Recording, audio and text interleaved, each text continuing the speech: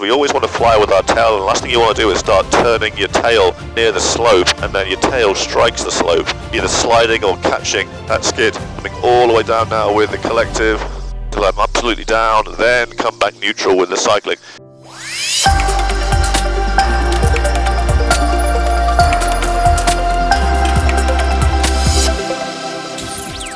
Good afternoon everyone, it's Alex with Anthelion Helicopters, back with you after a short hiatus for some more training videos, and today we are going to do one of my favourites, the one thing that I found really hard when I was a student, which is slope landings, or R-slope landings. When we're picking up and setting down on anything other than a flat surface, which ironically is pretty much everywhere. So today we are going to start looking at that and going over the whys and the whats and the hows of how it all works. The main thing we got to watch with that is dynamic rollover, which essentially, which you guys have learnt, is catching a skid around a pivot point, and then the main rotor becomes essentially a thrusting moment, creating a thrusting moment, and you go over very quickly. In fact, it is the biggest cause of accidents with helicopters when they're in a hover under that sort of height. So extremely important that we talk about it, extremely important that we're very conscious about how we do it, and nothing will show just how good at hovering you are at pickups and set downs than how well you do slopes. So hope you guys enjoyed the video. Please leave some comments and on what we do and what else you'd like to see, and let's get out there without further ado.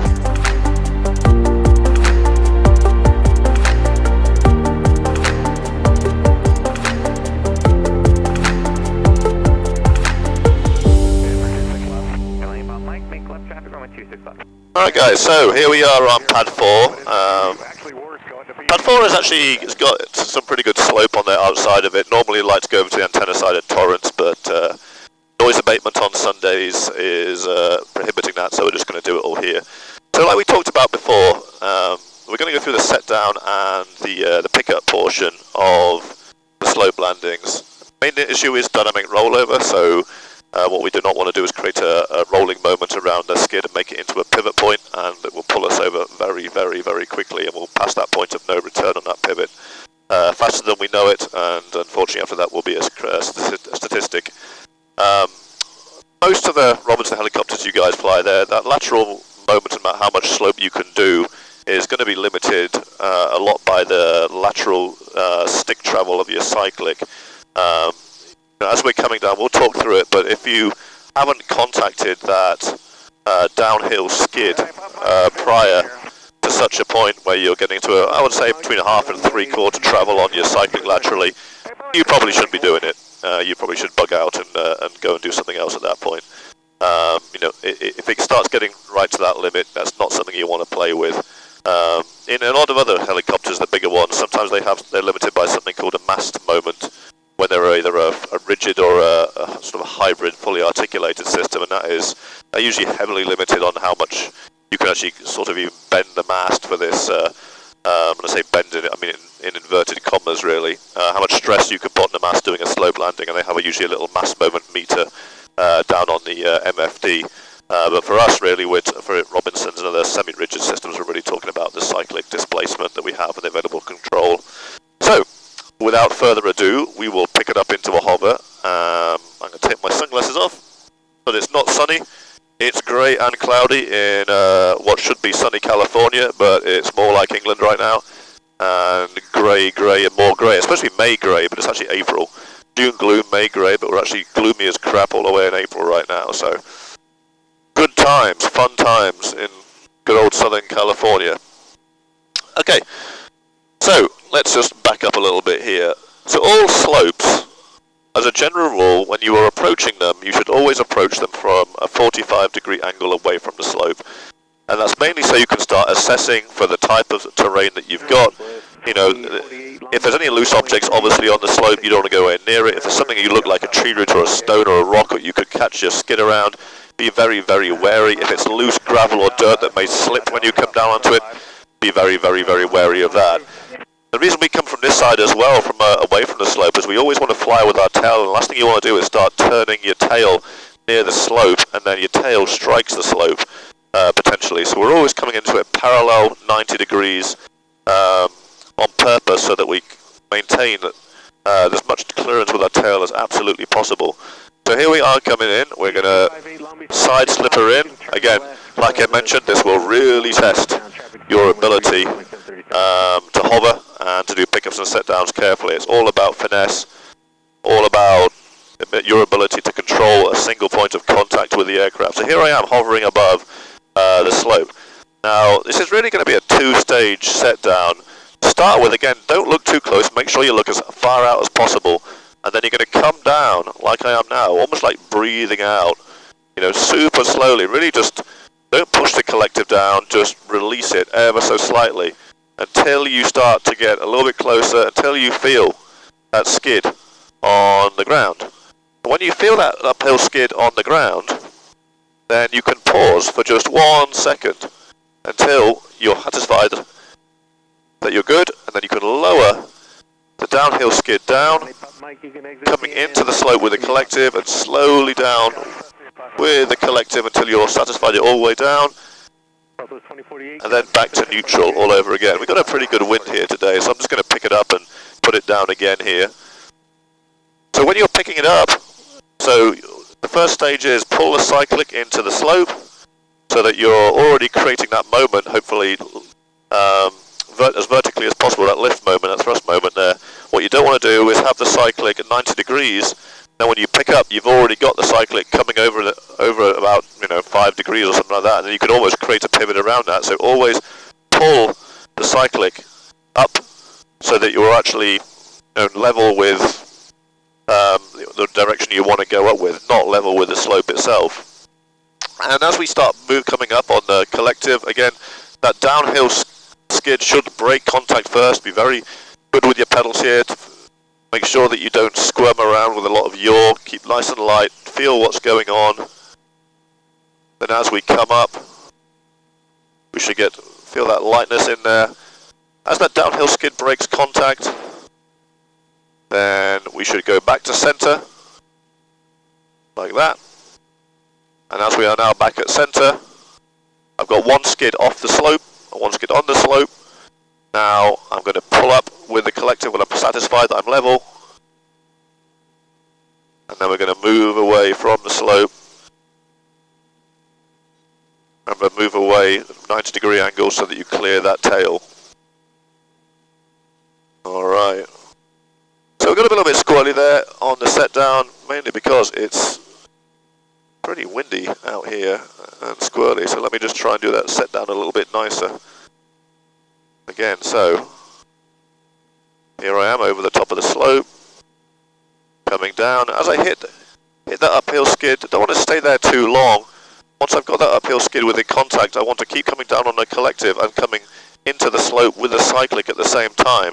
If I start going down and down and down and down, and I'm like, oh god, my downhill skid has not contacted yet, and then my cyclic is coming further and further across into the slope, there'll come a point where I will actually say, nope, this is not good, and we'll pick up and get out of there. Again, that's to do with the limit that you have on that cyclic travel, but a lot of it will be down to your own comfort as well at the same time. If in doubt, just don't do it. Just don't do it. There's always somewhere else you can find.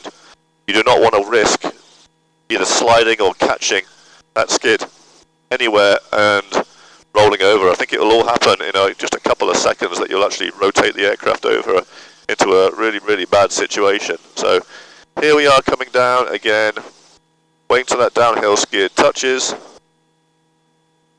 I can feel it contacting, coming down with the collective and into the slope with the cyclic, coming all the way down now with the collective till I'm absolutely down, then come back neutral with the cyclic. Do not come neutral with the cyclic until you are full down collective. Otherwise you've still got potentially that thrust which will change from a vertical component into a horizontal component and could start pivoting you around that skid. So be very, very, very careful of that. Keep that cyclic into the slope until you are full down collective, and then only then can you go neutral with the pedals, neutral with the collective, and neutral with the cyclic. Again, picking up again, here we go. So let's anticipate coming into the slope with the cyclic. Helicopter will vibrate because the cyclic is off center, which is absolutely fine. Then we're going to come up with the collective. Remember, pick that point outside, be light on your pedals, keep that nose facing forward, don't pivot yaw in there as well. Really, really important. Coming up light on the skids. Wait till you start feeling that downhill skid, breaking contact. As soon as it starts to break contact, keep the aircraft level, keep coming neutral with the cyclic. Now I'm just floating on one skid. When I'm happy with that, come up on the collective. Make sure that right hand skid, or whichever skid you're upslope with, does not have any contact with anything that would cause a pivot. Once you're up in a hover, stabilized hover, move away. That was a little bit cleaner. That second one was a bit cleaner than the first one. So, you know, they are surprisingly difficult to do depending on your prevailing wind conditions as well. That was kind of into a crosswind rather than a direct headwind, which is why we got a bit squirrely there. You know, that was on my side as well at the same time. So what I'm going to do right now is, just for make it more interesting, let me find a bit of this slope, which is going to be the opposite side, just so you guys can see it. So now I'm definitely not in an amazing wind situation. This feels more like a tailwind situation right now. So we're coming in again, slope, 45-degree angle, until this time it's my left-hand skid is the uphill skid. But the same principles apply. So coming down gently until that skid is going to make contact. As soon as I make it, I have contact felt, then I will neutralize across and down on the collective, and then come neutral with the cyclic, neutral with the pedals. Again, you don't want to mess around too long with that uphill skid on the slope, lest it catch on something, but neither do you want to rush it as well and just slam it down. When you pick it up, cyclic back into the slope again. Again, ease up till you get light on the skids. Really make it a two-stage affair, that pickup, just like you did on your basic pickups. And as we're coming up here, we're getting light on the skids. As that downhill skid gets light and comes up, remember, keep your pedals where they need to be, keep your nose straight, come back to neutral with the cyclic. When you're neutral with the cyclic, then pull yourself up, and then move away from the pad. And there we go. That slopes with both the left and the right side of the aircraft.